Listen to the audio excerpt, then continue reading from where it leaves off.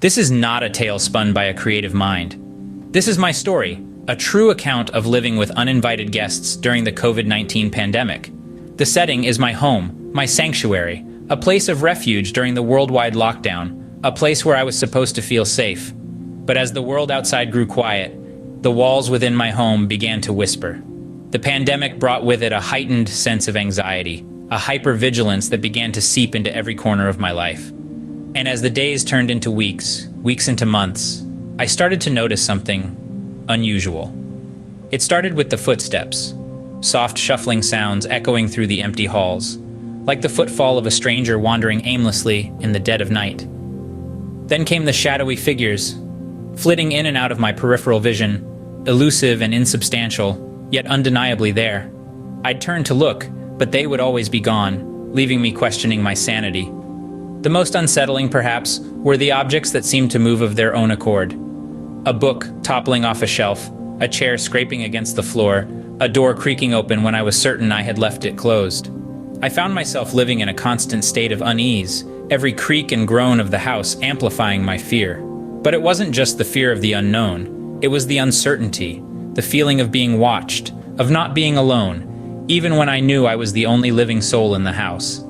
It felt as though the walls themselves had eyes, as if the house had come alive with a presence I could not explain. But this was just the beginning of my eerie cohabitation. As days turned into weeks, the presence became more pronounced, almost playful. The footsteps became a familiar sound, echoing through the hushed silence of our home. Shadowy figures, once unsettling, seemed to dance in the corners of our vision, their movements fluid and almost comforting. And the objects?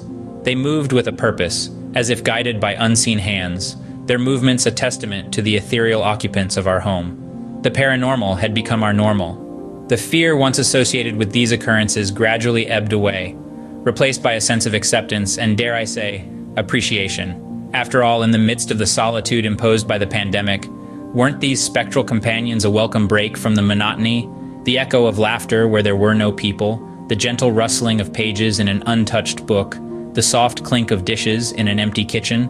They were no longer sources of terror, but rather reminders of a presence that had become a part of our lives. We were living with the paranormal, and it wasn't as terrifying as one might imagine. But were we alone in our experiences? Far from it.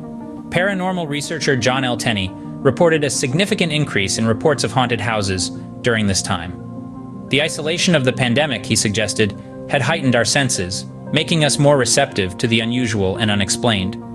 But Tenney also believed that these experiences could be explained by natural causes. Was it possible? Perhaps. But for those of us living with these spectral companions, the natural and the paranormal had become indistinguishably intertwined. Haunted or not, this was my reality. This was my quarantine story. If this tale sent a chill down your spine, if you felt a shiver of fear, then you know what to do. Let's turn that fear into excitement. Hit that like button, and for more tales that'll make your heart race, subscribe and click the bell icon. Thanks for being a part of my story. Until next time, stay safe, stay curious.